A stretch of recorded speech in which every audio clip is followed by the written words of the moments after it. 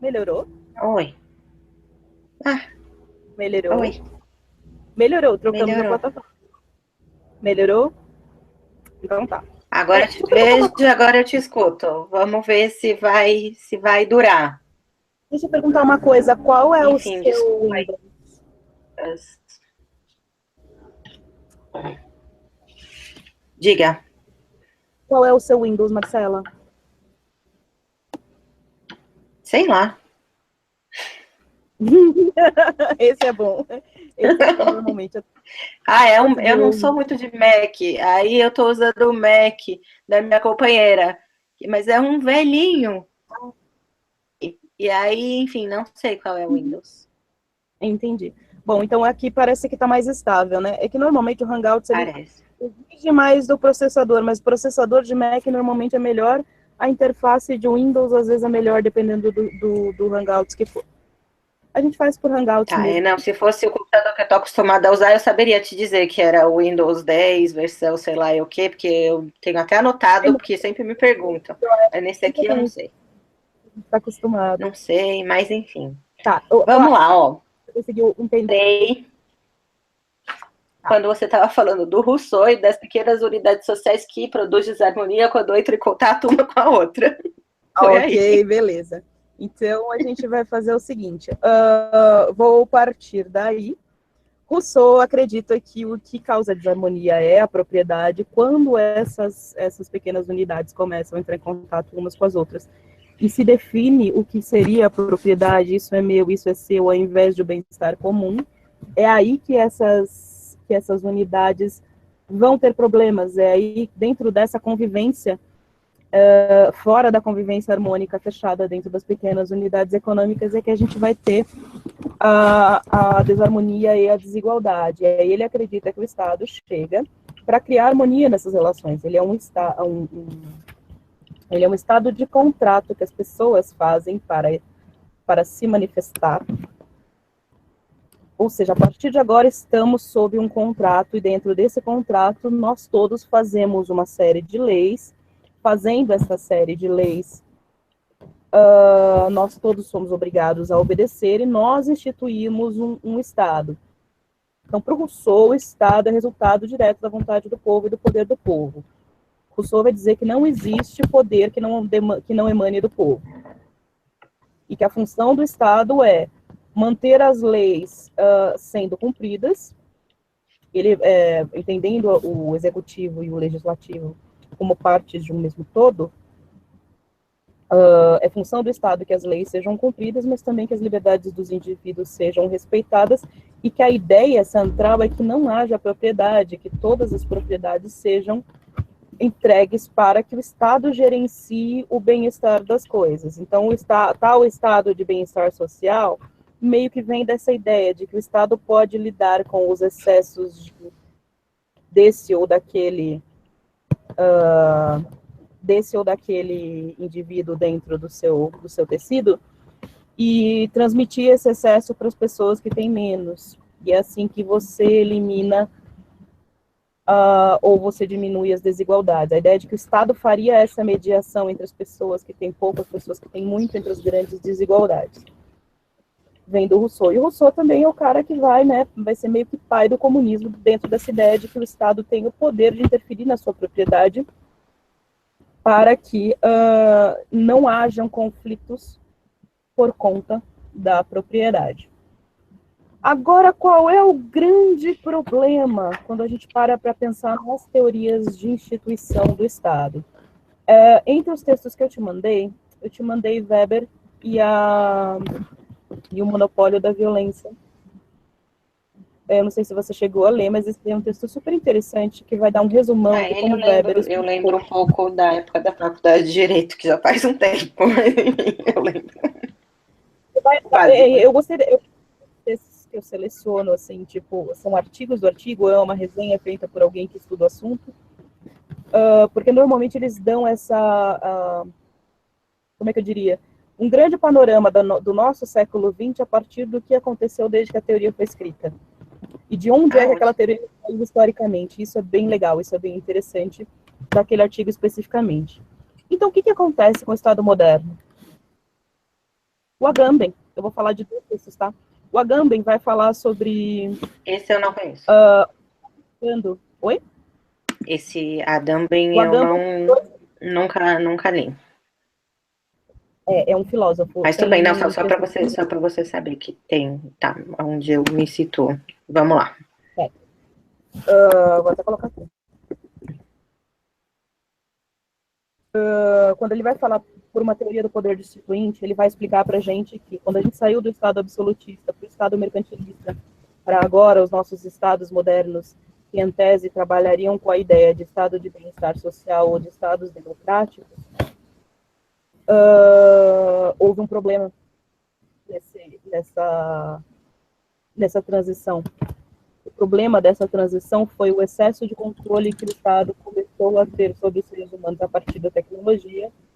Aí ele vai usar alguns conceitos de Foucault, ele vai usar biopoder, e ele vai explicar que se no século XVIII as pessoas utilizavam datiloscopia apenas para identificar pessoas criminosas ou grupos marginalizados como romanes e imigrantes, hoje em dia toda pessoa pertencente a um Estado tem a sua impressão sanguínea, a sua impressão plantar do pé assim que nasce, e você se torna um indivíduo com uma identidade, uma carteira de identificação pertencente àquela comunidade a partir do momento que você tem idade suficiente para entrar no mercado de trabalho. Então, o mundo do trabalho está diretamente ligado ao controle social e à função social que aquela pessoa vai ter, e que as funções sociais do Estado, elas mudaram. Se no Estado grego, por exemplo, nas cidades-estados, para você ser um cidadão, você tinha que não só nascer dentro da comunidade, mas atender uma série de requisitos e participar da vida política, isso daí definiria o cidadão, e definiria necessariamente a sua participação política ativa dentro das decisões, porque a gente vive dizendo que a nossa democracia nasce das teorias do Estado e da democracia ateniense. Acontece que a democracia ateniense é uma das mais exclusivas do mundo, porque ela apenas representava os homens nascidos gregos, com uma quantidade X de posses, educados e capazes de atuar dentro do Senado. Essas pessoas eram consideradas cidadãos. E eram considerados os democráticos. Então, a ideia de que o poder vem do povo tem uma definição um tanto abstrata, um tanto líquida do que seria povo. Quem seria esse povo? Então, ao longo do tempo, os próprios três contratualistas, quando eles falam de povo, a gente não tem muita certeza de que povo eles estão falando. Hobbes imagina o povo como uma grande turba, roubando uns dos outros, matando uns dos outros, e precisam provavelmente, de uma casta superior que exerça esse poder sobre eles, porque esse poder não vai se exercer sozinho. Por mais que ele chame o Leviatã de entidade, de monstro, entidade sozinha, ele é uma entidade formada por pessoas. Manda um beijo pra você. Manda um beijo pra você. Oi. Essa é a Rayane. Que bonitinha. Não é fofa? Demais. Olha, meu Sua filho sobrinha? tá terror aqui no quintal da minha mãe. E Locke vai ver esse cidadão, o cidadão é o dono da propriedade. Não é qualquer cidadão, é o cidadão que é dono da propriedade. Se você não for dono da propriedade, você não tem direitos. Porque a função do Estado é proteger a propriedade, segundo o Locke. E já o Rousseau acredita que a função do Estado é distribuir minimizar os conflitos entre os indivíduos e distribuir a propriedade de forma que todos os indivíduos atuem nesse contrato que é feito de boa vontade, já que todos os indivíduos são bons e que a exploração, pelo jeito, não passa pela cabeça do Rousseau. Todos os indivíduos são bons, então o contrato é sempre aceito de boa vontade e todo o poder emana do povo. Você consegue ver que grande... todos os componentes do nosso Estado, nação, hoje, estão dentro dessas acepções todas? Por exemplo, quando você vai votar, te vendem a ideia da democracia como se o poder todo estivesse nas suas mãos, certo? Uhum. Todo poder emana do povo. E de Deus, está na Constituição. Exatamente. Todo poder emana do povo é Rousseau. De Deus é aquele povo lá lá que a gente não. Aquele lá, aquele. A bancada do boi da Bíblia e da bunda agora, né? Tipo, é boi, bala, Bíblia e bunda. É bancada BBBBBB. Esse último B eu ainda não me inteirei dele, não. Sei lá, o que Castro pedindo fotos da bunda da moça no meio da votação do plenário. É verdade. Eu vi. Eu não nem que absurdo ele pedir foto da bunda, mas ele fazer isso no meio do plenário e as pessoas exporem isso como se fosse mais indecente do que aquela votação inteira. É o que eu achei mais estranho. Pois é. Mas, enfim, todos os componentes a gente consegue encontrar dentro da ideia que nos é vendida do Estado moderno. Então, o Estado moderno é vendido como democrático, todo o poder emana do povo. Isso está em várias constituições de todos os Estados democráticos até agora. Está nos Estados Unidos, está na Inglaterra, está na França, está aqui, está em Portugal. A noção de que o poder do Estado precisa exercer poder coercitivo sobre os seres, que ele tem o monopólio da violência, também está presente no nosso Estado moderno. E a noção do Locke de que a função do Estado moderno é, ao mesmo tempo, manter a ordem e a liberdade dos seres humanos, sabe-se lá qual é a liberdade que ele está falando, até o momento em que ele define essa liberdade como a liberdade de ter propriedade. Liberdade de ter propriedade. Exatamente. O nosso Estado ele é totalmente organizado para defender a propriedade a partir do monopólio da violência, sob o manto e a ideia de que todos os seres humanos são iguais e bons perante a lei, e que todo o poder emana do povo. Portanto, todos os abusos de poder também emanam do povo. Então, se alguma coisa der errada dentro do poder democrático, a culpa é sua. Isso é uma coisa muito louca da nossa democracia. E é aí que o Agamben entra e vai explicar para a gente que quando houve a transição do Estado absolutista para o Estado moderno, o que aconteceu? A gente passou de um Estado onde você justificava todo o abuso e o poder de violência abusiva do Estado sobre os humanos, Deus o rei é o representante de Deus. Deus enviou o rei para que o rei nos governasse para os melhores caminhos. Depois que há a transição para um Estado liberal de defesa da propriedade, aos poucos você tem que assumir que as pessoas precisam de uma certa liberdade para poder exercer o comércio e para poder exercer o que eles chamam de direitos do homem. Tem esse nome, não é à toa. Toda a nossa legislação é voltada para os direitos do homem branco, caucasiano, portador de propriedade. Por isso que nós, mulheres, ficamos brigando para ter legislações específicas até agora. E as racializadas, principalmente. Porque nada na lei foi feito ou pensado dentro do Estado para contribuir com o nosso bem-estar. Afinal de contas, nós somos recurso reprodutivo. Nós somos a filha que é trocada lá no tráfico de mulheres. Lembra? Então, a gente vai chegar nessa parte daqui a pouquinho. Então, tá.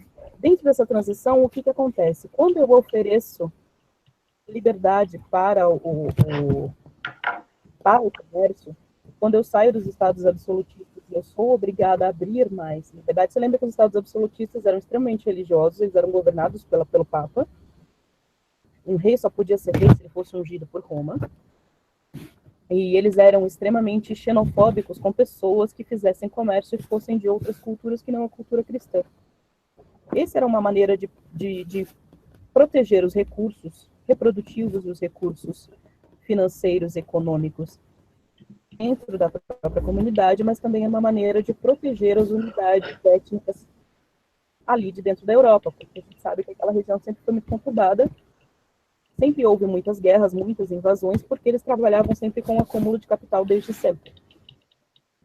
A partir do momento que eles foram incorporando a ideia de que o comércio e a propriedade, que a tecnologia foi se refinando a ponto de manter um maior controle sobre os indivíduos, você pode abrir mão da pureza da sua...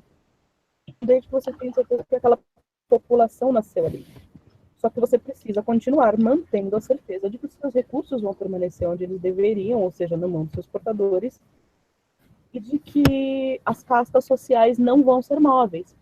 Então, como é que você faz? Você garante que as pessoas que possuem propriedades continuem possuindo. E através dos anos, o nosso Estado que passou por duas guerras, o nosso ideal de Estado democrático passou por duas guerras mundiais, deu de cara com um dilema, que era o dilema dos tais direitos humanos. De repente, baixou Rousseau na cabeça das pessoas, porque você não estava conseguindo mais justificar o contrato social, você não estava conseguindo mais justificar o contrato entre os seres devido aos abusos que esses contratos permitiam que um povo cometesse contra o outro. A Primeira Guerra deixou a Alemanha num estado de ausência de recursos, de pobreza de recursos e de medo muito grande, um estado de insegurança, que fomentou no povo alemão o solo que dava para criar um terceiro Reich. Por isso que a gente diz que hoje a gente está num momento de crise, mas eu não acredito em crise naquela crise que eles dizem que é a crise política e a crise econômica, porque crise política a gente sempre teve, porque segundo o que a gente percebe pela história, os governos nunca foram estáveis, os golpes são dados e desdados o tempo inteiro desde que o ser humano inventou essa ideia de que alguém tem que ter a liderança e o poder, ou seja, a mão que comanda a violência, o monopólio da violência, é a função mais desejada dentro do Estado. Então, essas guerras de poder sempre existiram e as guerras por propriedade também sempre existiram. O que eu acredito que a gente está numa crise agora, de novo, é uma crise do pacto. É uma crise da legitimação das instituições. E ela se dá por quê? A partir da Segunda Guerra, a partir do Terceiro Reich, quando a gente teve esse povo extremamente pobre, extremamente com medo, extremamente inseguro, comprando ideias de xenofobia, racismo, supremacia, de domínio do mundo, de excesso de ordem, como uma forma de voltar o seu país para os eixos. Os excessos cometidos ali, os milhões de pessoas mortas neste processo, geraram uma crise mundial de consciência. Por quê? Nós não podemos mais permitir que 6 milhões de pessoas de uma população só morra, porque depois você não reconstrói aquele país. Mesmo que a guerra seja vencida, reconstruir aquele país vai ser um problema. Esse é um outro problema que a gente tem hoje entre Tutsis e Hutus. Não sei se você sabe, mas eles tiveram uma guerra que durou praticamente os anos 90 inteiro. São as duas principais etnias de Ruanda. E os Hutus praticamente dizimaram todos os Tutsis. Chegou uma hora que a gente não tinha mais homens de idade reprodutiva. E hoje em dia 70% da população é feminina. E 80% do parlamento, a maior parte das instituições hoje estão na mão de mulheres, a maior parte dos homens morreram. Então, assim, as chances de você reconstruir um país após uma guerra prolongada e após a dizimação e o genocídio, que foi o que aconteceu dos Hutus para os Tutsis, o que aconteceu da aliança para para a Alemanha, Itália e China, e que a gente percebe que existe um limite para o monopólio da violência e para o monopólio da violência aliado também. Porque na hora que você vai distribuir os despojos de guerra, ou seja, resolver quais são as nações que ficam, as nações que não ficam, como é que você reconstrói um país em que você matou 6 milhões de pessoas? E que você não tem mais. Todas as riquezas daquelas pessoas também foram evadidas ou foram colocadas em uma situação em que você tem uma dificuldade enorme de recuperar para poder recuperar o país. Como é que você recupera uma população? Então, a pretexto dessa crise de consciência, o Tribunal de Direitos Humanos de Haia refez a Declaração dos Direitos Humanos, incluindo o genocídio como um crime contra a humanidade. E estabelecendo que, exceto em estados de guerra ou estado de segurança, que é um modo que o Estado entra quando ele se acredita sob uma ameaça de segurança nacional, ou sob uma ameaça de segurança externa, potencialmente perigosa, que possa eliminar uma parte considerável de sua população, ou uma ameaça interna que possa exercer o mesmo efeito, ele não tem o direito de exercer a violência de forma desmedida ou fora de sua Constituição. O que isso quer dizer?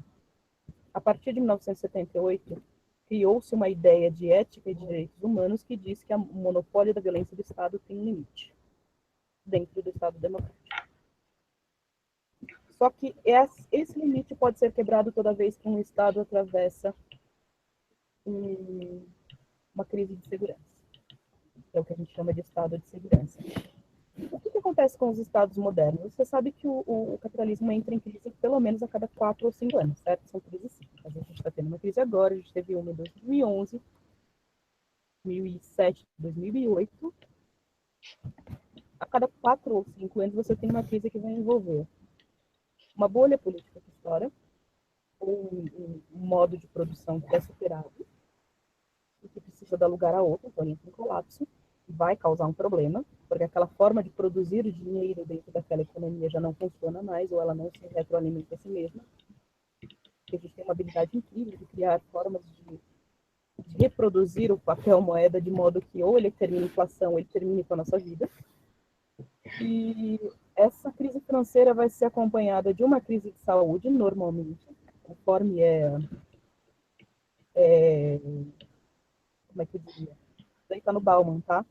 Você vai ver que dentro da comunidade a eterna briga entre segurança e liberdade, ela está sempre colhida pelos discursos de medo. Está nesse livro, Medo Líquido. Então você está sempre com medo. Medo da crise econômica, medo do novo vírus, medo dos novos terroristas, medo dos velhos terroristas, medo da violência urbana, rural, medo das ameaças deste mundo, medo dos extraterrestres. Todo o discurso do Estado e dos aparelhos ideológicos do Estado, que é o nosso próximo tópico que está aí para você também, ele é movido de forma a manter a população eternamente em estado de segurança desde a Segunda Guerra. Como é que você faz isso? A partir da Segunda Guerra teve a Guerra Fria. Depois da Guerra Fria, a Guerra do Iraque, lembra? Todo mundo esperando o barril de petróleo subir, a gasolina estourar, grandes problemas com inflação pelo mundo inteiro, moedas tentando se virar como a nossa se virou com o lastro em dólar, e aí quando a gente tem dólar de menos, o nosso dinheiro abaixa de preço, e a gente tem uma outra grande questão, que é como trazer mais dólares para as nossas divisas, sem mandar reais de volta para fora. O jeito de fazer isso é vendendo os nossos recursos, de todos os recursos, desde os recursos reprodutivos, recursos naturais, etc. e tal. Dentro dessas sucessivas crises que criam sucessivos estados de segurança, um Estado democrático ele não avança até um estado de segurança e volta. Eu vou dar um exemplo simples. Quando a gente saiu da ditadura, nós tínhamos uma série de leis, que era conhecida como AI-5. Você lembra? Um monte de leis que a gente tinha, que eram restritivas da liberdade de imprensa, da liberdade de reunião. Se não me engano, liberdade de reunião envolvia liberdade de culto, até as religiões foram extremamente tolhidas. E a partir da abertura democrática, todas essas cláusulas restritivas do golpe militar foram abolidas. Nós tivemos, em tese, liberdade de expressão, liberdade de culto, liberdade de reunião, liberdade de manifestação política, pluralidade de partidos políticos, que era uma coisa que não era permitida antes, e a possibilidade de manifestações de desagrado ou de tentativa de barganha dentro do contrato social entre a sociedade civil e o Estado. Certo? Lembra disso? Certo. Que não são muito ditas quando a gente fala em abertura democrática. Você fala em abertura democrática e liberdade de imprensa quando a boa parte da imprensa é concessão. Sendo uma concessão estatal, como é que a gente tem liberdade de imprensa? É bem complicado. Outra coisa, o poder hegemônico de violência, o monopólio de violência estabelecido pelo Estado, nunca parou de 64 para cá. Mesmo após a abertura em 88, a partir de 90, 91, a gente começou a ter os primeiros casos de justiça com as próprias mãos. É o que a gente chamava dos esquadrões de extermínio, lembra? Eles eram muito comuns aqui em São Paulo. De que estado que você é, Marcela? São Paulo. É de São Paulo? Tá, eles eram bem comuns aqui em São Paulo e no interior, e eles eram muito comuns, foram comuns no Rio a partir dos anos 90. Mas falar em quadrilhas de extermínio e nos esquadrões da morte aqui era uma coisa real, era um medo real da população, que era uma forma alternativa de justiça, entre aspas, que agia causando chacinas em todas as periferias de São Paulo e mantendo a hegemonia da violência dentro do Estado, porque os membros dos esquadrões da morte, os membros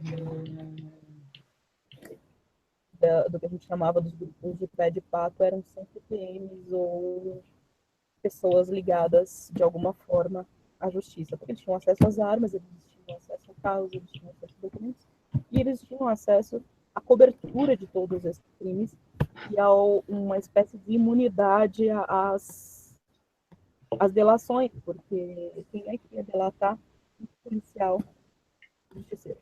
Não tinha como.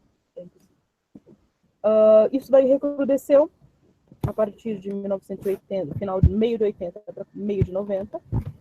Acabou virando um problema quando começou a matar mais gente do que deveria, porque começou a matar gente que não participava ativamente dos movimentos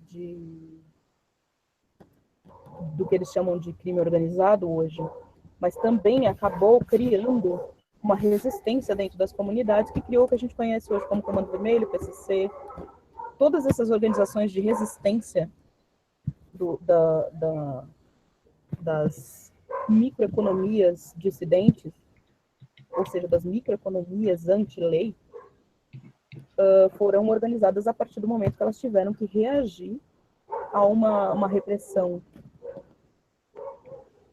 violenta por parte do Estado que não era mais direta.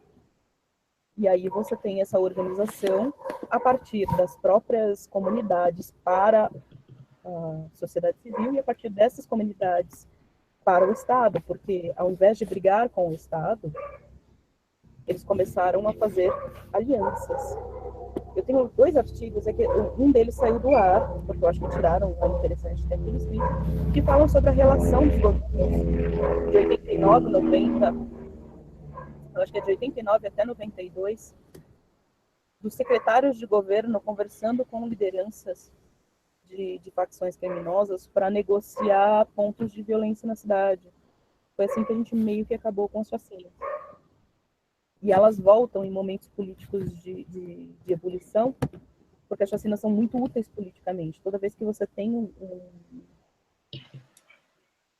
estabilidade no tecido de segurança, principalmente das pessoas mais pobres, que têm mais a perder porque elas têm muito menos propriedade, levaram muito mais tempo para adquirir, você consegue manipular essas pessoas, abrir mão de direitos fundamentais, como, por exemplo, o direito de sair à rua, o direito de não ser abordado pela polícia a qualquer momento. Essas coisas que a nossa esquerda branca jura que foram direitos sempre desde a abertura democrática, mas nunca foram realmente para a gente na periferia. E essas pessoas abrem mão desses direitos, porque elas acreditam que dessa forma elas estarão mais seguras. No livro da comunidade,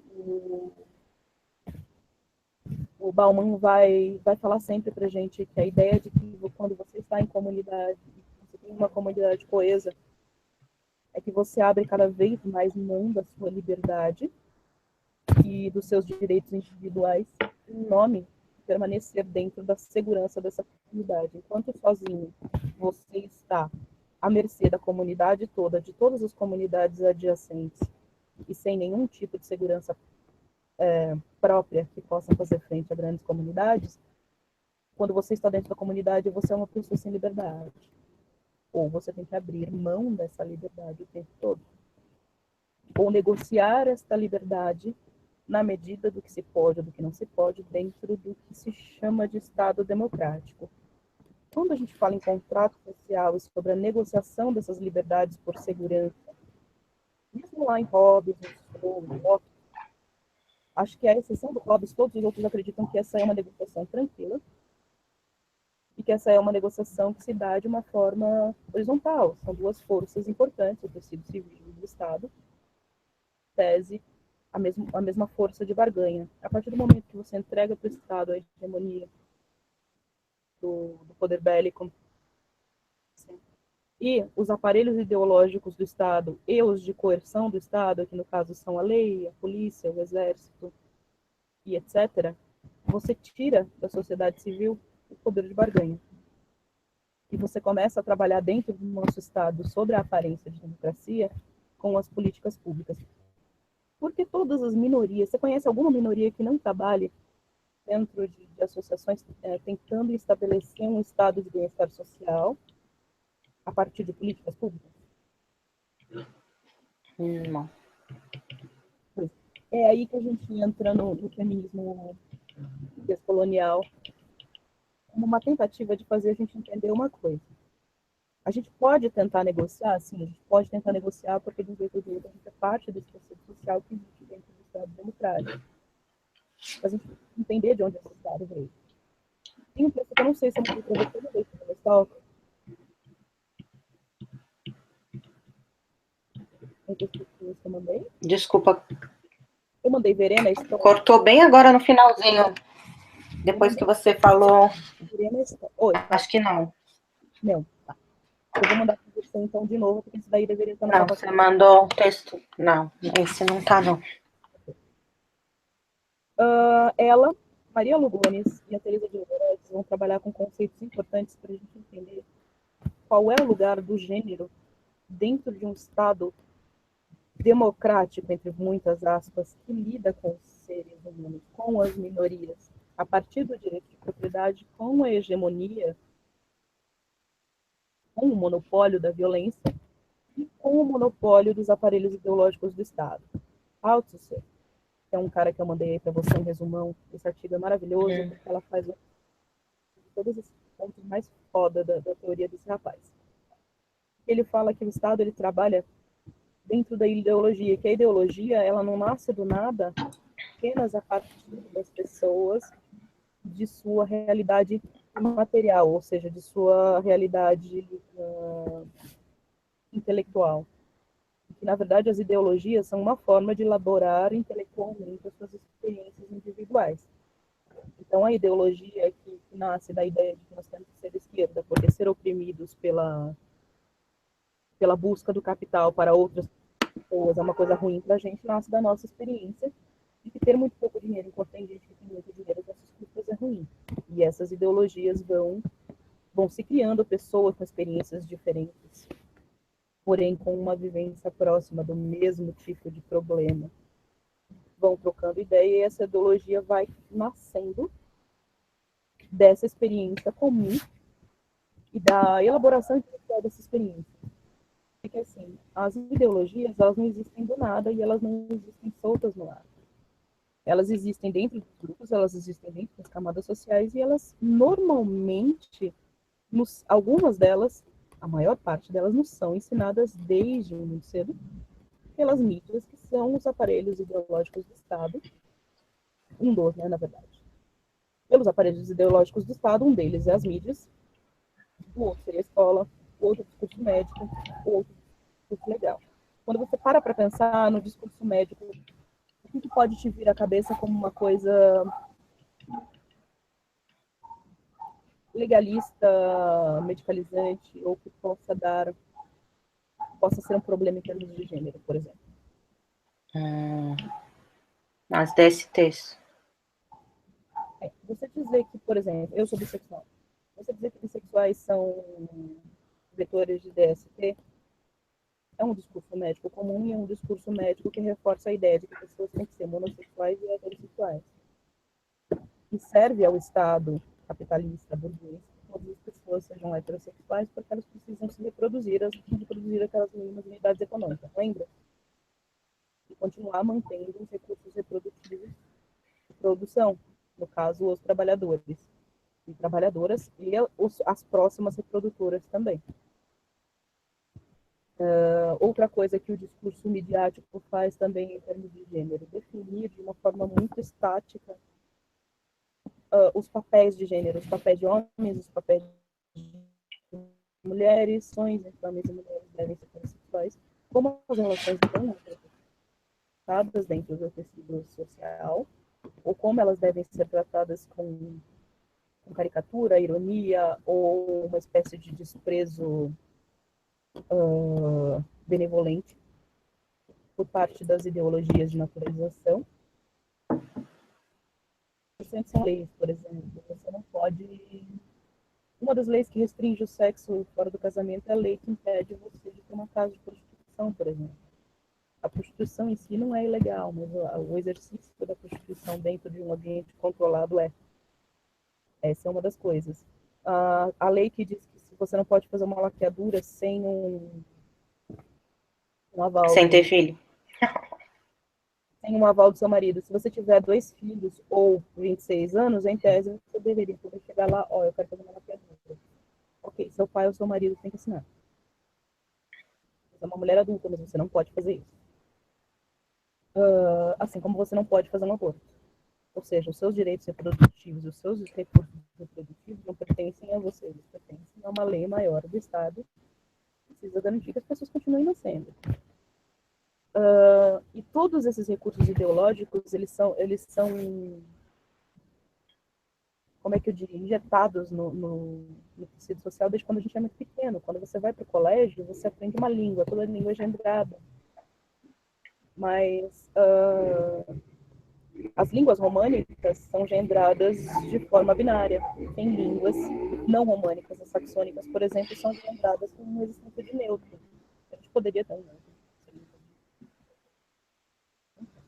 Você aprende que tem menino e tem menina, você aprende que tem coisa de menino e coisa de menina. Tem igrejas que ainda oram a bandeira. De educação moral e cívica em que você tem que aprender o quão bom é a sua bandeira e quão boa é a sua bandeira e quão bom é o seu exército. Mesmo que esse exército seja o que vai dar geral no seu pai antes de chegar em casa. Essa doutrinação, através dos aparelhos ideológicos, ela acontece desde quando a gente é muito pequeno. Quando a gente não está percebendo, a gente está sendo doutrinado, quando você assiste uma novela, quando você vê um jornal. Então, todos os discursos hegemônicos a partir das coisas vêm do Estado. Se o Estado defende necessariamente a propriedade, qual é a ideologia que ele vai propagar pelos seus aparelhos ideológicos? A defesa da propriedade privada. Não só a defesa da propriedade privada, mas os interesses daqueles que não têm a propriedade privada e que acumulam através da propriedade privada. Então, vai ser que você pode começar a trabalhar aos 13 anos e aí parar de trabalhar aos 90 ou não parar nunca. E trabalhar aos finais de semana pode ser muito. Ser heterossexual é legal, vem ver se esse clube. E vários outros nonsense que a gente vê que já tem mais de 10 anos. Então eu consigo ser bem refratária a esse tipo de senso comum. Mas é tão internalizado, que às vezes eu estou dando aula, e eu estou dando aula para feministas, eu estou dando aula para mulheres acadêmicas, e aí você esbarra numa defesa acirrada da monogamia, uma defesa acirrada do casal nuclear heterossexual, produtor de filhos, da família, do casamento. As pessoas não conseguem perceber o quanto este modelo, que tem 40% de chance de falha, a taxa de divórcios é de 40%. Pensei que fosse mais até. Hoje é 40%, né? Mas elas estão criando isso. E aí você explica que não, gente, na verdade, assim, não é que a monogamia seja ruim, é que ela é uma das formas de se relacionar, ela não precisa ser a única. Sendo a única, ela dá 40% de errado, porque vai ter várias pessoas que não vão se relacionar com uma pessoa só por essa vida. Então, talvez tenha algum problema aí, não no modelo de relacionamento necessariamente, mas na planificação disso para todo mundo, ou no uso político disso para para fazer com que, para a domesticação das mulheres, tão obrigatória de filhos que mulheres não querem ter, para a manutenção do poder patriarcal. Então, tem outras coisas que a gente pode pensar, além do eu escolho ou eu não escolho. Mas você percebe pessoas, em tese, progressistas, defendendo de forma muito veemente ideias nada progressistas, ideias totalmente tradicionalistas, que são propagadas desde quando a gente é muito pequenininha e está lendo, sei lá, Branca de Neve, sabe? A Branca de Neve casa é feliz para sempre. O problema dela, ela não vai relação nenhuma. No caso da Bela Adormecida, o problema dela não foi ser estuprada enquanto ela dormia. O problema dela é que ela foi de conhecer uma bruxa má. Você entende como é que são as coisas? É como se a gente não criasse esse senso crítico, porque esse senso crítico nos é tirado. A partir do momento que você para de interagir muito com as formas midiáticas de preferência, por exemplo, comédia romântica também é uma coisa que eu não vejo mais. E você para de sofrer, inclusive. Você para de sofrer porque aquelas coisas não cabem na sua vida, não cabem na vida de todo mundo, ou que outras coisas são possíveis. Você começa, inclusive, a perceber que fora daquele aparelho ideológico, da vida real, as coisas se configuram de um jeito completamente diferente. E se as coisas se configuram de um jeito completamente diferente numa grande amostragem de pessoas, que é 40%, é que talvez a realidade não seja exatamente como a ideologia do Estado quer que a gente veja. Agora, voltando. Nós temos uma ideologia dominante sobre gênero, sobre o lugar das mulheres, e sobre o lugar das mulheres, sobre os papéis das mulheres, os papéis dos homens, os papéis das mulheres brancas, os papéis das mulheres racializadas, e tudo isso a partir de um olhar de donos de propriedade, quando você pensa em colônia, quando você pensa em metrópole, você pensa em quem?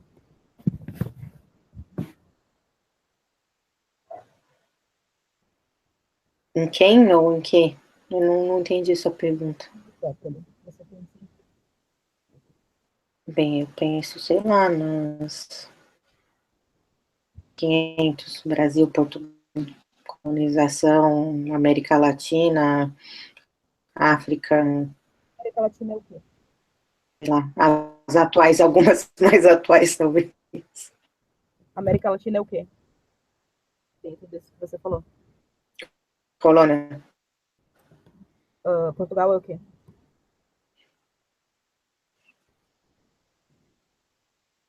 Entendi muito essa pergunta, mas enfim, eu penso na América Latina como uma grande colônia europeia.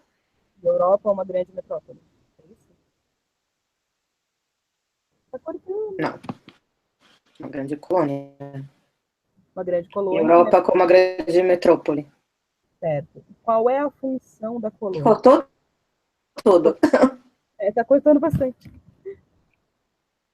Em gerar recursos para a metrópole. Gerar recursos da metrópole. Quais são os recursos que a gente Para a colônia de exploração. Oi? Bem, dos... Ai, não vai Está falando começar a de dar pau no... qualidade ou de... A gente falou sobre alguns tipos de recurso que são... Bem, desde recursos naturais, mas também acho que mão de obra, né? Que acho que a gente está incluindo E os recursos de segurança humanos também. dentro do ativismo natural de segurança. Esses eu não incluí. Então. Quando a gente pensa nas pequenas unidades econômicas trocando entre si recursos naturais e reprodutivos para conseguir uma comunidade maior, o que a gente falou quando a gente falou da comunidade do Bauman? Quando você está sozinho, você tem o quê? Liberdade. Quando você está em grupo, você tem o quê? Você tem segurança.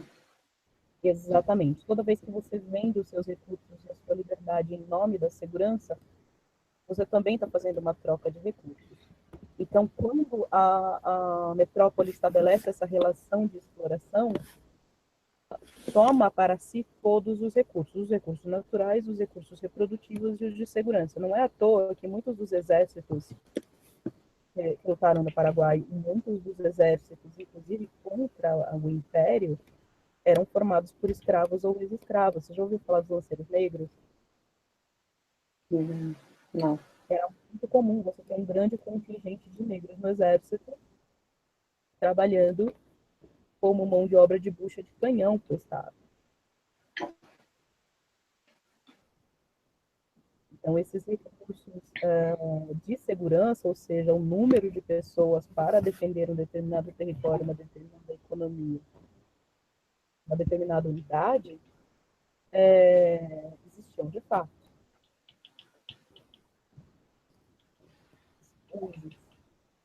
Dos recursos de segurança.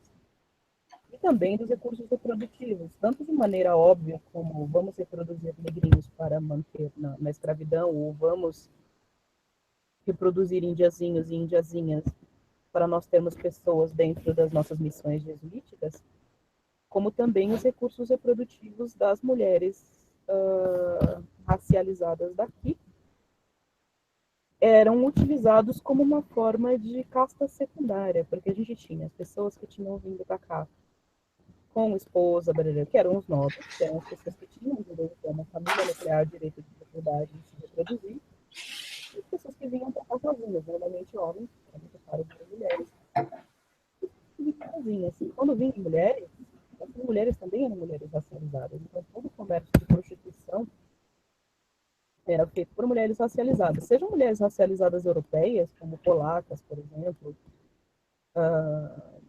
era comum ter polonesas, normalmente aqueles países dos Balcãs que tinham sofrido nas guerras de território. E eles traziam essas prostitutas para cá. E essas prostitutas iam se reproduzir aqui com os recursos disponíveis aqui e criar uma casta secundária, que não era nem metrópole, era nativo, mas que formava um grande contingente de mão de obra para uma série de trabalhos, que eram os trabalhadores livres. E esses trabalhadores livres tinham uma função também para a coroa, porque você precisava não só de pessoas que trabalhassem para a coroa ou de pessoas que fossem subordinadas à coroa, você precisava de pessoas que fizessem o intercâmbio entre as duas coisas. Você precisava de trabalhadores livres para poder caçar os índios para você, para poder negociar com você, para poder te ajudar a espionar os seus inimigos, para poder interagir entre você e o quilombo, seu inimigo, para que ele não acabasse com a sua capitania.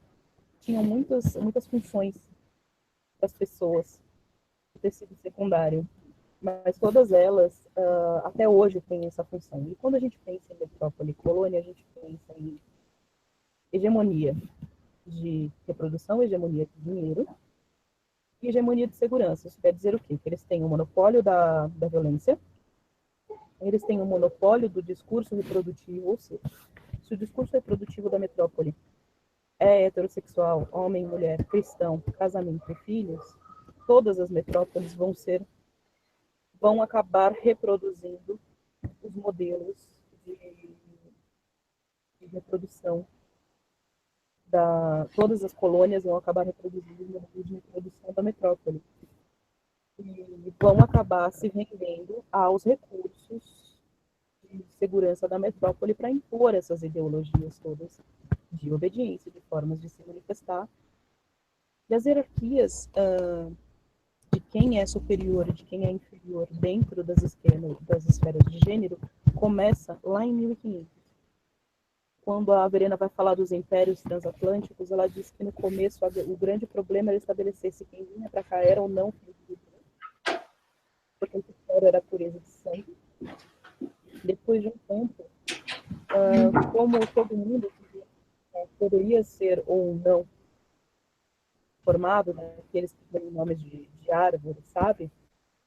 Mas que vêm para cá com um propósito específico de exercer o comércio e exercer essa camada intermediária de população, e eles tinham uma função que era casar para cima do seu status social para conseguir poder político, ou se casassem para baixo do seu status social, eles tinham influência sobre a população do tecido do Estado. Você consegue entender como funcionavam essas dinâmicas? Acho que sim, acho que estou te seguindo. Certo. Então, A Maria Lugones vai dizer que para a gente poder pensar no feminismo descolonial, a gente precisa primeiro parar de pensar em gênero como as estruturas homem, mulher, casamento, cristandade e filhos. Começar a olhar para as estruturas que nós já temos e para as relações estabelecidas aqui, por exemplo, ela não vai se reproduzir automaticamente como modelo mulheres racializadas, por exemplo. Uma coisa que está começando a cair a ficha agora. E as mulheres negras não são a Cinderela, no máximo elas são as irmãs feias. Quem vai falar isso é uma escritora ótima chamada Fanny Nelson. Que os modelos importados de gênero, de comportamento de gênero, de relacionamentos, enquanto norma social, eles acabam aprisionando uma série de demonstrações, manifestações de gênero e sexualidade, reprimindo essas manifestações com o poder colonizador. A ideologia de gênero, esse tema da Lauretis. A Lauretis vai definir esse monte de teorias, papéis que permeiam os aparelhos ideológicos do Estado com um único modelo de gênero, sexualidade e reprodução, como ideologias de gênero. As ideologias de gênero dominantes são sempre colonizadoras das outras ideologias. Então, o que acontece? A tecnologia ideológica de manifestação do poder colonizador funciona de que maneira? Quando um discurso médico diz para você que você não pode fazer uma cirurgia de readequação genital, porque você é uma pessoa transexual. Ou quando vai dizer que homens homossexuais são mais propensos a ter AIDS, mesmo a gente tendo 3 ou 4 anos de pesquisas dizendo que as mulheres, taxa de 29 a 62 anos, estão sendo um grupo crescente de contaminação. E a gente continua trabalhando com a ideia de risco. Então, você mantém todas as performances de gênero, todas as sexualidades dissidentes mantidas nesse escopo específico do Estado, e tudo que sair disso vai ser medicalizado ou vai ser colocado contra a lei. Um exemplo é que tem leis que só caíram até há pouco tempo atrás, como, por exemplo, as leis de propriedade. Até 1989, se eu não me engano, se você tivesse uma casa, ou se seus pais morressem e você herdasse uma casa, a única pessoa que poderia mexer nessa propriedade seria seu marido ou seu irmão mais velho. Se você fosse casado e se divorciasse, todos os seus bens, o maior vulgo, os seus bens deveriam ser tutelados por uma pessoa do gênero masculino. E isso viabiliza de N formas a construção de casais homoafetivos femininos, por exemplo. É uma coisa que está se mudando agora com os acordos de união civil e com o casamento de pessoas homossexuais. Que é mais uma questão de propriedade, na verdade, mas que ainda assim vai reproduzir os modelos de heteronormatividade para garantir que você tenha direito à propriedade. Se você não for uma pessoa monogâmica, não performar um modelo de casal que se une para a vida inteira e registra isso em cartório, você vai perder os seus direitos de propriedade. E se você perde os direitos de propriedade, você perde os direitos de indivíduo dentro do Estado-nação. Essa é uma forma de colonização. Não sei se está com uma cara. Não, desculpa, agora eu estava aqui pensando em como anotar isso tudo que você falou de um jeito que faz sentido, né? Vai ficar gravado, e vai ser gravado. Ou o link do vídeo, você pode assistir depois, não tem problema. Tenta parar para pensar. Você vê que eu sou ótima, né, dessas tecnologias, nem tinha ideia que isso ficava gravado. Não, vai ficar gravado no videozinho do YouTube. E é só um link. Ah, tá. É só abrir um linkzinho do YouTube que aí funciona. Mas você consegue perceber que formas colonizadas passaram de ser territoriais para serem racializadas por recursos econômicos e por recursos reprodutivos. Por exemplo, homens são colonizadores de recursos produtivos de mulheres. Pessoas ricas são colonizadoras de recursos financeiros de pessoas pobres. Elas utilizam o nosso trabalho para ganhar lucro. Pessoas brancas são colonizadoras de recursos, inclusive de trabalho, de segurança e reprodutivos de pessoas racializadas, e isso ao redor do mundo inteiro. Quando eu trabalho, eu estou falando especificamente de mim, tá? Eu não estou dizendo isso para toda a teoria, mas é o que eu estou tentando explicar no meu livro, é colocar tudo isso que eu estou dizendo para você. Quando eu trabalho com a ideia de interseccionalidade, é disso que eu estou falando. Se o ser humano trabalha com esses intercâmbios dentro dessas três esferas, a gente nunca consegue estudar gênero sem estudar raça, sem estudar classe, e sem observar a forma como essas dinâmicas acabam se mudando dentro das trocas humanas, seja nas comunidades pequenas, nas pequenas unidades econômicas ou nas comunidades maiores. E aí que entra o nosso problema, quando a gente vai barganhar um ritmo descolonial com uma ideologia de gênero extremamente colonizadora. A gente estava falando das políticas públicas. As políticas públicas, elas funcionam da seguinte maneira: eu tenho uma minoria, eu tenho uma porção da sociedade que não tem acesso a direitos. Todas as vezes que eu preciso de apoio político, ou que eu preciso que algum tipo de conflito dentro dessa comunidade seja sanado, eu vou até lá e ofereço uma política pública. Estado. Só que nada dentro do Estado lembra que o Estado não te garante a vida, que o Estado continua detentor do monopólio da violência, e que o Estado é colonizador de recursos, reprodução e segurança. Todas as vezes que o Estado decidir dentro das suas crises cíclicas de proteção do capital, que a sua segurança é menos importante do que a segurança das próprias instituições ou a segurança das propriedades, você vai perder direitos. Se a gente tiver os movimentos de progressismo, nós vamos conseguir mais políticas públicas e, em tese, as minorias vão viver um pouquinho mais próximo do que seria direitos humanos. A ideia de que direitos humanos é para todo mundo, que todo mundo deveria lutar por eles, já é uma grande falácia por si só. Se eles fossem para todo mundo, a gente não precisaria lutar por eles. E o governo não barganharia com a gente por eles o tempo inteiro. Eles seriam garantidos e ponto. Na medida em que o governo não garante para você os seus direitos fundamentais, mas, primeiro, não são fundamentais, segundo, não são direitos humanos e não são extensíveis para todo mundo.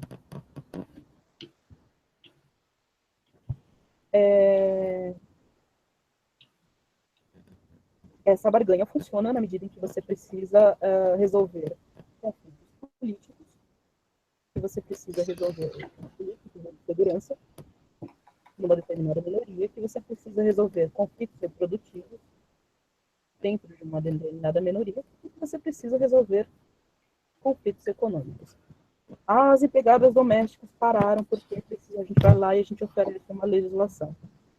As mulheres foram 10 mil no Rio, 12 mil em São Paulo, 6 mil em Curitiba, contra a PEC anti-aborto do Cunha. Brasil contra Fora Cunha, mulheres contra Cunha.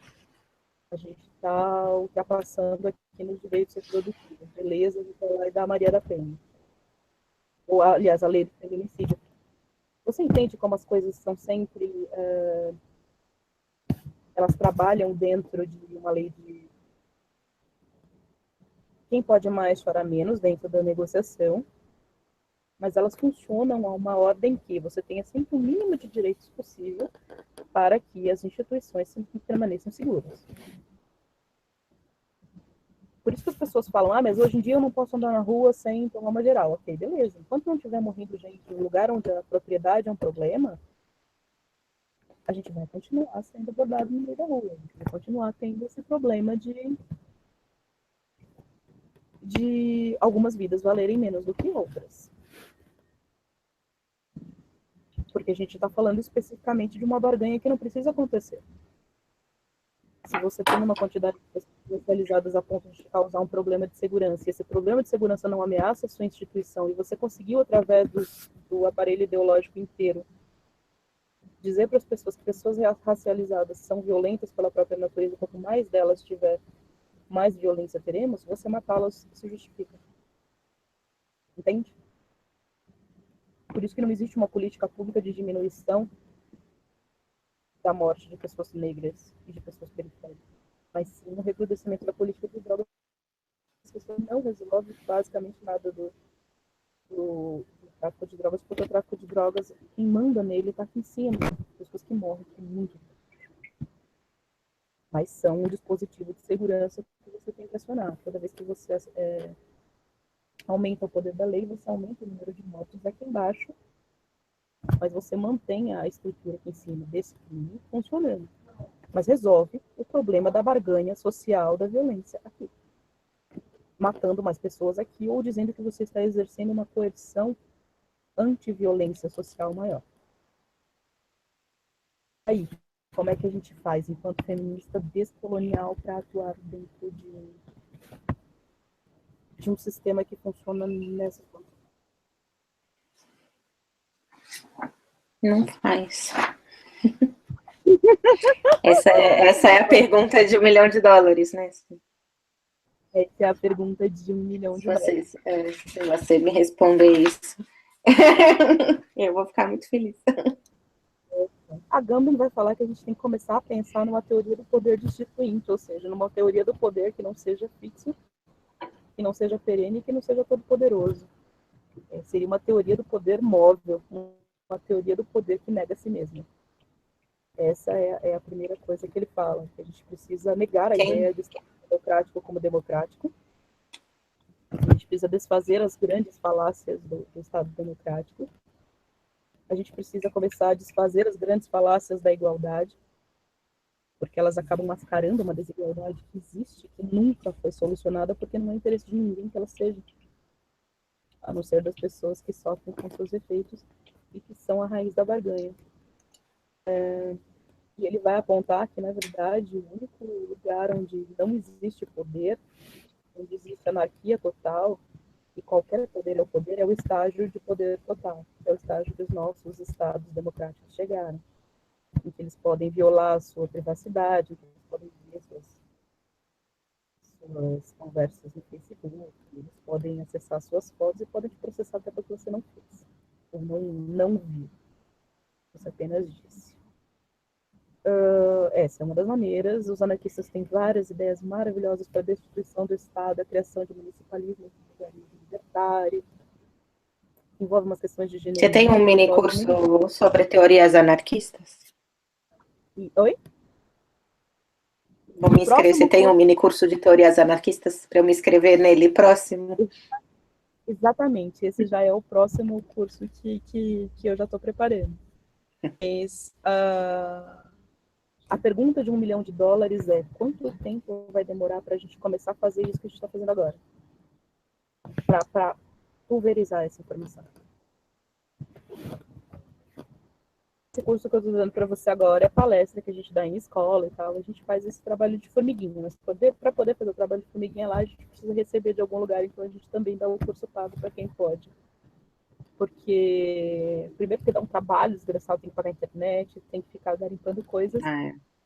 Mas porque a gente também precisa financiar a ideia de uma universidade livre, né? A ideia de transformar a Bibliopreta um dia em uma universidade livre é real para a gente, em um espaço cultural misto, que vai ser uma espécie de escola, uma espécie de coworking. Então, vai ter uma biblioteca, vai ter um espaço para a galera poder pesquisar. A ideia é trabalhar com democratização da informação nível hard, sabe? Porque logo a gente também não vai ter universidade. O Estado é obrigado a garantir. Então, a gente precisa... Cada vez menos. Exatamente. A gente precisa trabalhar diretamente na autoeducação e na autodefesa. E, como feministas, procurar estratégias de autodefesa que trabalhem em gênero, sexualidade, direitos reprodutivos e direitos sociais com meninas e mulheres muito jovens, com meninos e rapazes jovens também, para a gente conseguir tirar... Eu sou totalmente contra educar homens adultos. Se eles quiserem, eles se educam sozinhos. E eles não vão se educar se a gente ficar só enchendo o saco. Só vão achar que a gente é feminista chata. Eles têm plena capacidade de conseguir, por exemplo, pagar R$ 80 e fazer esse curso, até porque eles ganham 47% a mais do que eu e provavelmente 50% a mais do que você. Mas eles não querem, eles não estão interessados, eles não estão engajados em fazer isso, e eu que não vou ficar fazendo isso de graça para os homens. Mas para criança a gente tem que fazer. Essa é uma das formas. Emma Goldman dizia que uma das chaves para a emancipação é a informação. Só que essa informação tem que ser passada com cuidado, pessoas possível, e quanto mais pessoas pensando, melhor o pensamento refinado.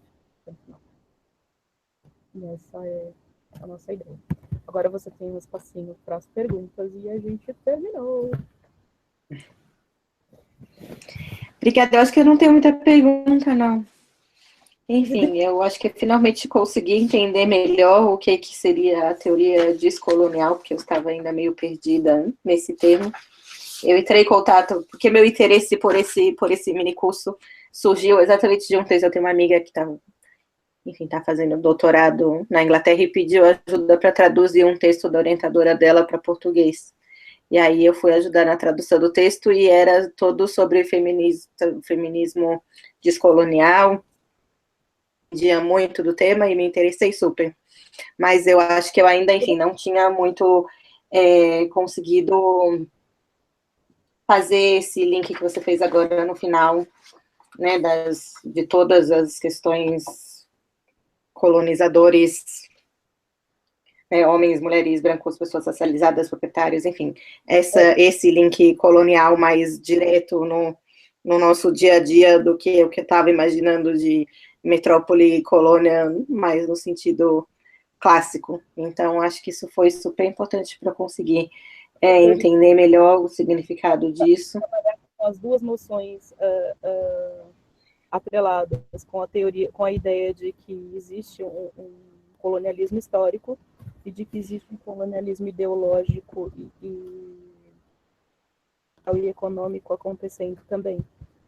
Glória Anzaldúa vai ser muito interessante também. Se você quiser, eu posso separar uma bibliografiazinha para você sobre descolonial, de coisas bem interessantes que vão te abrir mais até um pouquinho o leque de coisas curtas para você conhecer melhor. Mas todas elas vão trabalhar com a ideia de que o colonialismo, assumir-se descolonial é se assumir num não lugar, ou seja, você não é a metrópole, você é um criador de conhecimento a partir do lugar da colônia, que é onde o conhecimento produzido não é reconhecido. A gente importa conhecimento, a gente não exporta conhecimento, e a ideia de valorizar esse conhecimento produzido dentro das colônias é muito importante para a ideia de descolonial. E a gente tenta trabalhar a ideia de descolonial também, de desfocar os focos de poder colonizador de gênero, de colonizador de raça.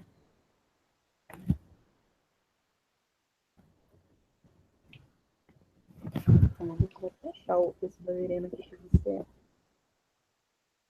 você. Aqui.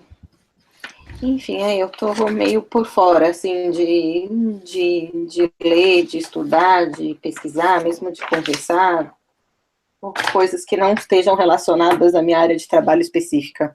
E aí eu achei que valia a pena tentar fazer esse movimento agora, a partir desse texto. Ajudei minha amiga na tradução e, enfim, e aí caiu, eu sei lá como que eu caí no seu perfil no Facebook, não me pergunte, não sei, mas aí achei muito interessante, enfim, agradeço muito a oportunidade e acho que, enfim, eu vou acompanhar para poder participar de outros e super interessadas nesse que você está fazendo de anarquismo. Mas, enfim, tem vários que você colocou lá, que você me mandou, que parecem ser super interessantes e eu gostaria de ter muita oportunidade de poder fazer, até porque, enfim, com você falando assim, fica muito mais fácil do que ler todos os textos, né? A gente lê texto... Eu já te dou meio que o link. Já vem mastigadinho, já vem os links, né? Que é o mais difícil de fazer muitas vezes, quando você fica aí lendo muitos textos esparsos. Não sei, eu não entendi exatamente como que funciona esses seus calendários de cursos. Mandei para você. Como é que a gente faz para tentar Eu te pedi para você me mandar as datas de agosto e você me mandou. E Eu vou aí, mandar mas enfim, eu não sei como é que faz problema. para acompanhar as periodicidades. A gente está sem espaço, a gente está negociando um espaço hoje, inclusive eu estou num espaço improvisado, porque a nossa internet, para variar, não foi instalada ainda. No lugar onde você liga na net, eles dizem que tem um ponto lá. Dependendo do lugar onde você liga, eles dizem que não. E agora é isso. Está negociando um espaço para poder fazer. E os dias em que eu consigo esses espaços são terças e quintas. E aí seria lá no escritório de uma amiga minha que é psicóloga e ela não usa o escritório dela nas terças e nas quintas. Então eu estou sempre manejando de terças e de quintas. Eu e a Isa vamos sentar ainda amanhã ou depois, para conversar sobre os próximos dias. Porque hoje já fecha aquele calendário que ia até o dia 8 que eu falei para você. E aí tem os outros. Eles precisavam ter saído 2 semanas atrás, mas como eu estava muito doentinha, eu não consegui fazer nada disso. E aí os próximos eles vão vir a partir do dia 20, provavelmente. Mas aqueles lá que você viu, eu consigo fornecer todos eles, tem alguém que mandar, todos eles, toda terça e toda quinta. Se você conseguir talvez uma turma, não sei, aí a gente pode fazer, sei lá, junto uma galera que queira conhecer as coisas e a gente faz. Beleza, eu vou, enfim. Eu tentei até ver se tinha duas amigas que é o que eu acho que podiam estar interessadas se elas faziam junto comigo, mas sempre tem problema de data, né? Esse negócio, porque eu não entendia muito bem como é que funcionava, tipo, quantas pessoas, enfim, como é Então, que era o esquema. que eu consigo no Hangout são 8. No Jitsi eu consigo até Tá, 16 pessoas. É melhor lá por causa disso, porque lá você não precisa necessariamente trabalhar com a plataforma do YouTube, que às vezes dá uns problemas. E lá você tá. consegue ficar transferindo coisas com mais facilidade. É por isso que eu gosto daquela plataforma. Mas quando não funciona, a gente volta pro Hangout do mesmo jeito. Funciona, a gente faz funcionar. Eu, depois do dia 21, já devo estar de volta num lugar com uma internet um pouco mais estável também. Porque essa aqui, quando chove não funciona. Até que hoje funcionou melhor do que das outras vezes. Aí eu posso pedir um favorzinho para você? Para você ir até lá, para você Claro. ir na página e deixar sua avaliação. E aí, se você tiver alguma dúvida, alguma Em qual página? coisa, aí você só explica lá pra gente Em qual página? melhor na página mesmo, do Bibliopreta do Facebook. Deixa eu ver se eu já acho ela e te passo aqui. No Facebook? Não, eu acho que eu só tô no seu perfil pessoal no Facebook, eu não sei. Eu tenho 2 perfis Tá, registrados. então, minha filha, não faço a menor ideia. Porque Eu é o já que eu vou falei, eu não sei nem como que eu fui para lá. 1, 2, 3 Então, por cadê? isso, né? A gente vai parar nos lugares que a gente não está. Ai, nossa, eu já aprendi tanto, você não tem ideia. A quantidade de coisas que eu aprendo lá por dia. Só para aprender. Tem gente que entra para tratar, né? Eu só entro para aprender, para ver os amigos, mandar beijo para as crush.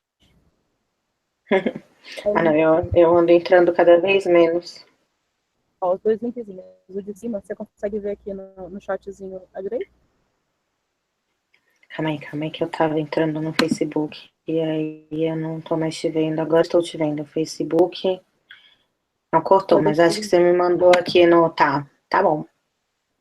o link de cima é do texto da Verena. É o do Biblioteca, para você poder entrar. Tá. Tá bom? Beijo, eu vou lá. Não, mas calma aí. Tá, vi aqui. Ah, Achou? bom. Achei. Ok. Qualquer Achei. coisa, você pode me mandar perguntas por e-mail, pedidos de texto também. Qualquer dúvida É. que você tiver. Aí eu te explico por e-mail e a gente marca um outro ranking. Tá bom? Está combinado. Tá bom. Beijo. E aí você falou que você vai trabalhar no calendário dos próximos em breve. Uhum. E aí, Facebook também, né? Isso. Ele vai sair entre amanhã, entre hoje e amanhã, na verdade. Eu preciso só Que já tá encontrar bom. para poder falar sobre isso. Entrar e a gente vai dar prioridade pro dela que ela ainda não ministrou. Tá bom? Beijinho, beijinho. Combinado. Tá bom. Então tá, muito obrigada. Aí pelos problemas todos de tecnologias no começo, mas acho que a gente conseguiu resolver e foi bastante. E um monte de problema que a gente tem. Vai.